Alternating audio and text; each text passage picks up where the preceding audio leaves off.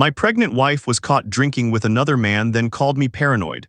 So I asked for a DNA test until her phone exposed everything before we begin. Don't forget to like and subscribe, it really helps the channel. My wife exploded at me the night she was exposed, pregnant, holding a drink, and standing far too close to another man at a party. It was only one cocktail, she snapped. Stop acting paranoid, he's just a friend. I stayed calm, forced a smile, and replied evenly, perfect. Then tomorrow we'll find out whether this baby is mine. My name is Diego Morales. I'm 38 years old, and until recently I believed my life was under control. I own 3 fast food restaurants in Madrid, businesses I built from nothing through years of sacrifice, stress, and sleepless nights. My wife Lucia is 35 and 6 months pregnant with what we believed would be our second child together. We already had a family. Sofia, my 15-year-old daughter. Pablo, 20, Lucia's son from her previous marriage. We lived in a quiet suburban home, comfortable, stable, exactly what people call the dream. Then, about 3 months ago, everything shifted. Lucia changed. She started giving vague answers. Her phone was always face down. She went out more often and stopped explaining where she'd been. When I asked, she blamed hormones and pregnancy stress. I wanted to trust her, so I did. I've never been the jealous type. I don't spy, I don't accuse without proof. But years of running businesses sharpen your instincts, and mine kept telling me something wasn't right. Everything came crashing down on a Tuesday night. I had been dealing with a supplier issue at one of my locations overseas and expected to work late. When the problem resolved faster than expected, I decided to surprise Lucia. I picked up paella from her favorite place and drove home early. It was 8 p.m. when I arrived. The house was dark, unnaturally quiet. No television, no music from Sofia's room. I checked upstairs. Empty. I called Lucia, no answer. My chest tightened. Then I saw it, her phone, unlocked, lying on the kitchen counter. I had never gone through her messages before. That night I couldn't stop myself. The first WhatsApp message hit me like a blow. Lucia, you were amazing at the party last night. Javi couldn't stop staring at you. Party, Javi. My hands shook as I scrolled.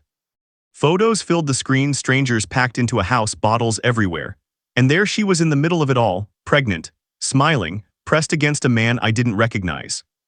Another photo showed her holding a glass of wine, laughing like nothing mattered, 6 months pregnant. Drinking, flirting. I opened a video. She was dancing, slightly unsteady, laughing too loud. Carefree. The messages underneath were worse. What a night. Javi already wants a repeat. My thoughts spiraled. Who was Javi? Why had I never heard about this party? The front door opened. I quickly locked the phone and pretended to review paperwork. Lucia walked in with damp hair, shoes dangling from her fingers. The smell of alcohol followed her. She looked startled to see me and casually said she'd just had dinner at Marta's, nothing special. Her voice wavered. She wouldn't meet my eyes. I confronted her immediately. The photos, the drink.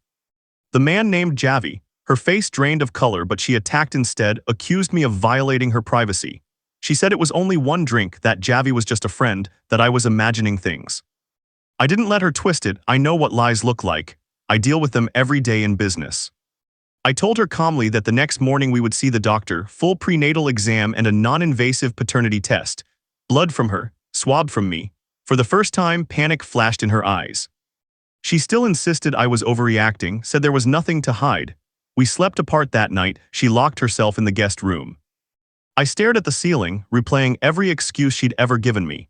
The next morning, the drive to the clinic was silent. In the waiting room, surrounded by smiling couples, we didn't even look at each other. Dr. Ramirez explained everything professionally, the ultrasound, the blood work, the DNA test. Results in a week. The baby looked healthy on the screen. Moving, alive. I felt nothing. Lucia cried quietly. Her tears didn't reach me. That week at home was unbearable. Tension hung in every room. One evening, Sofia cornered me in my office. She could feel something was wrong. She always could. I told her the basics, that her mother had gone to a party without telling me, drank alcohol, and was too close to another man. I showed her one photo, Lucia holding a glass. A man's arm around her waist. Sofia went completely still. She asked what I planned to do. I told her I was waiting for the test results. Lucia stormed in, furious that I'd told our daughter anything. She tried to blame me again. I reminded her she'd made it public herself through photos and lies. Sofia surprised both of us. She asked her mother directly why she was lying if nothing had happened. Lucia couldn't answer. She slammed the door and left. The days dragged on until the message finally came from Dr. Ramirez. The results were ready. That message landed like thunder in a life already collapsing. The house had become a war zone without shouting. Lucia played the victim. I buried myself in work, but my thoughts never stopped. Her smile in those photos, the glass in her hand, Javi's arm, friendship didn't look like that.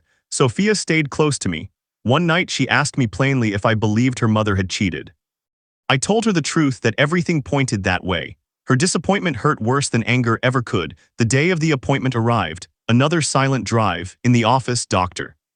Ramirez opened the envelope and spoke evenly. The paternity test confirmed I was the biological father. Relief washed over me, but not happiness. The baby was mine. The lies still were not forgiven. Lucia exhaled like she'd won. She said nothing. Neither did I. We left. At home, instead of peace, mistrust grew deeper. And once again, I picked up Lucia's phone because trust was already gone. I uncovered more conversations with Javi, and they didn't begin or end with the night of the party. The messages stretched back weeks. They talked about meeting again, about how rare their bond felt, about Lucia feeling unheard and misunderstood in our marriage. There was no direct evidence of anything physical, but the emotional closeness in those words cut deeper than any confession could have.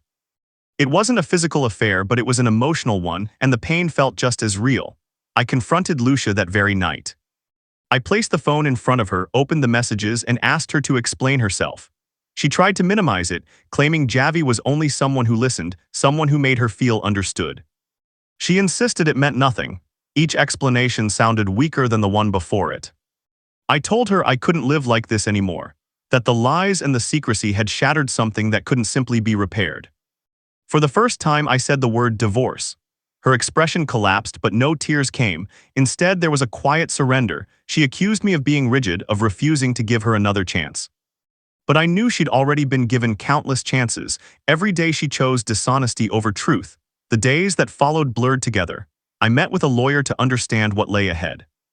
He advised me to save everything: screenshots, photos, conversations, anything that documented her behavior. He warned me the process would be difficult, especially with a child on the way, but there was no reversing what had already begun. When Sophia learned about my decision, she stood by me without hesitation. She told me I deserved honesty and respect, that I shouldn't accept lies just to keep peace.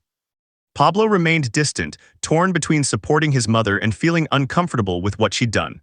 One evening, while going through Lucia's phone again, I found something else. Messages between her and her friend Marta. In them, Lucia admitted she felt trapped in our marriage and that Javi represented an escape. This wasn't a single mistake. It was a sustained pattern of deception that had lasted months. That was when I decided I wouldn't just pursue divorce, I would fight for shared custody of the baby. I wasn't going to allow Lucia's choices to push me out of my child's life or put his safety at risk. Living under the same roof became unbearable. Lucia acted as if everything were normal, making breakfast, commenting on small, meaningless things, but I couldn't pretend anymore. Each day strengthened my resolve. This wasn't about revenge. It was about preserving my dignity and protecting what remained of my family. The paternity test had confirmed the baby was mine, but it also revealed something far more important. I could no longer trust the woman I once loved. The days after that confrontation were filled with constant decisions and emotional exhaustion. I had committed to ending the marriage, but dismantling 8 years together was far more complex than I imagined. My lawyer guided me step by step, collecting evidence, preparing paperwork, planning custody for a child not yet born. Every night after closing the restaurant, I sat alone reviewing saved messages and images, making sure nothing was missing. Not to punish Lucia, but to secure a stable future for my son and for Sophia. Lucia moved between denial and attempts to reconcile. One morning, as I brewed coffee, she asked me to consider couples counseling. She insisted we could still fix things, that her actions weren't as serious as I was making them out to be. Her words felt hollow. The messages with Javi, with Marta, and others showed a truth I could no longer ignore. Lucia had been building a second life, one where I didn't belong. It wasn't just alcohol or a party, it was intent, disrespect, choice. Sophia became my anchor. At only 15, her maturity stunned me. One afternoon, while helping me review menus at one of the restaurants, she told me not to give up on myself. Then she confessed something that struck me deeply. She had overheard Lucia on the phone with Javi, laughing, making plans to see him again. That revelation hit hard. Even after everything, Lucia was still in contact with him. Sophia asked me not to reveal how I'd learned this, and I promised her. But that night, when I confronted Lucia again, she didn't deny it. She looked down and quietly said she needed space to feel free. That was the final breaking point. I instructed my lawyer to accelerate the process. He filed an initial divorce petition citing irreconcilable differences and Lucia's irresponsible behavior. I also requested an assessment regarding her alcohol consumption during pregnancy. While Dr. Ramirez had confirmed the baby's health so far, I wasn't willing to gamble with my child's future. At home, I remained calm for Sophia's sake. Pablo eventually approached me. He said he respected my choice, but it hurt him to see his mother so lost. I told him I wasn't trying to destroy her, only to protect what little remained of our family. A week later, an unexpected message arrived from Marta. She wanted to meet. We sat in a cafe near Grand Val. Marta was nervous but honest. Lucia had admitted to her that her relationship with Javi had crossed emotional boundaries. Nothing physical, she said, but an attachment Lucia herself couldn't control. Marta apologized for staying silent and warned me that Javi was still trying to reach Lucia. Her honesty didn't change my mind, it confirmed it. I couldn't stay with someone who lied repeatedly and continued nurturing a connection that threatened everything we'd built. When I returned home, Lucia was at the kitchen table sorting through documents. She looked up without defensiveness for the first time and told me she was searching for work, aware that divorce would change her financial reality. I felt no sympathy. Her choices had led her here. I told her she could remain in the house until the baby was born. After that, we would sell it and divide everything. There were no arguments, no tears, only a cold acceptance of what was coming. As days passed, I focused on my restaurants and on Sophia. She began spending more time with me at work, learning the business, showing an interest that filled me with pride. But every night when I closed my eyes, the image of Lucia and Javi resurfaced. It wasn't only betrayal, it was the certainty that, regardless of biology, trust had been destroyed permanently. The future was unclear, but one thing was certain: I would never sacrifice my self-respect or my children's well-being for anyone. The divorce advanced like a machine that couldn't be stopped. Each step forced me to face what I'd truly lost, not just a marriage, but the illusion of a perfect family I'd built in my mind.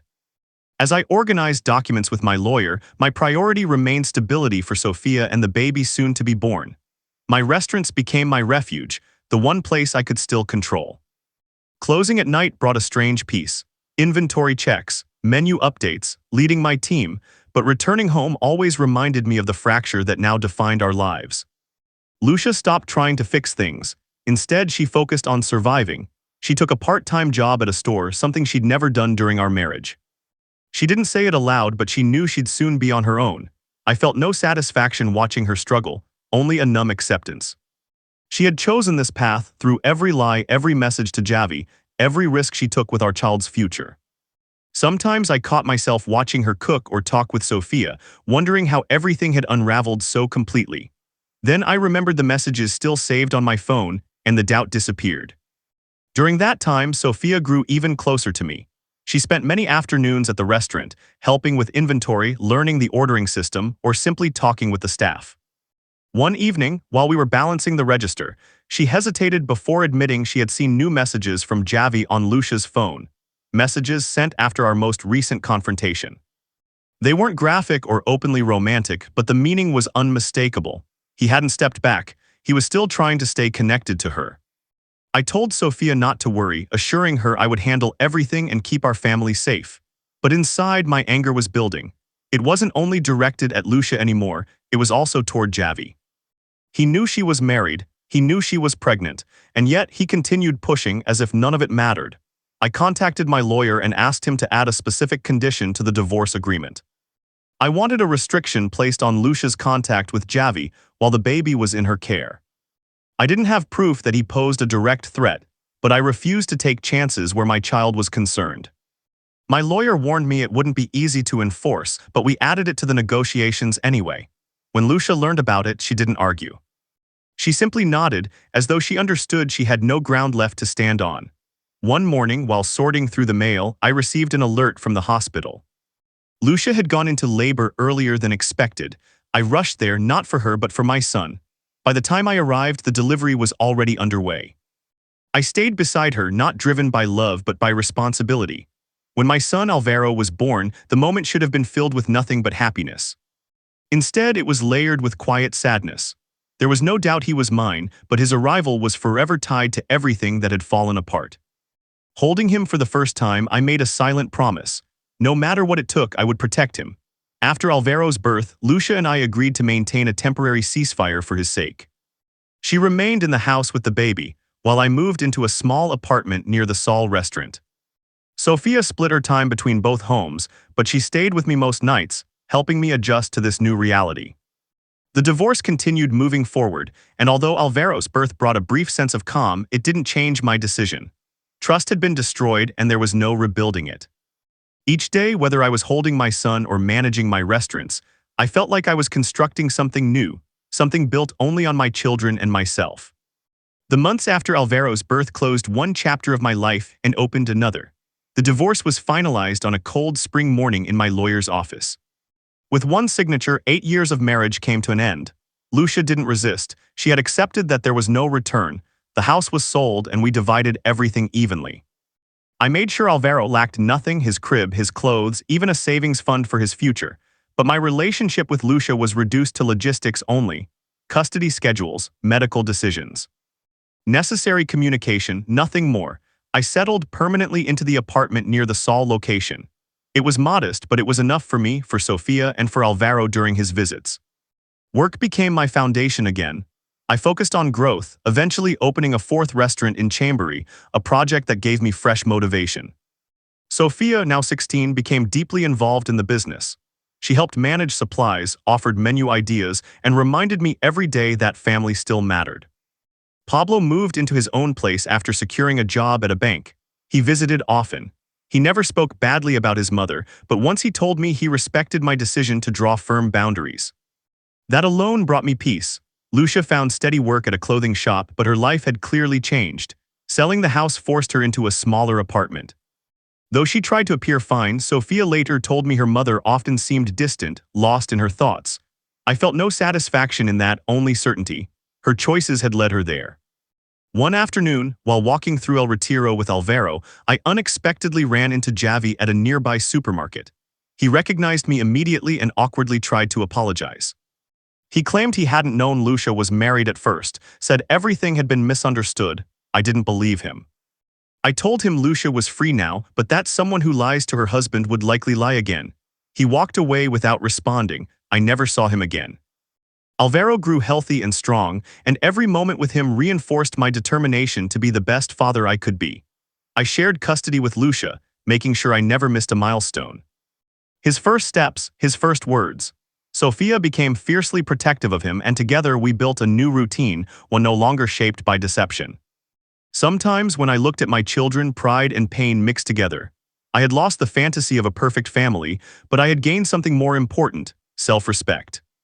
At 39, my life looked nothing like I'd planned. Divorce was brutal. Co-parenting with someone I no longer trusted was exhausting. Starting over wasn't easy. But every night when I locked up the restaurant and found Sophia waiting to talk, or when I held Alvaro as he drifted to sleep, I knew I had chosen correctly. Lucia's betrayal forced me to confront painful truths, but it also taught me something vital: self-respect is not negotiable. Some boundaries, once crossed, can never be restored. But life moves forward, and sometimes it becomes better than you ever expected. If you enjoyed this story, don't forget to leave a comment, hit subscribe, follow for more, and turn on the bell icon so you never miss the next one.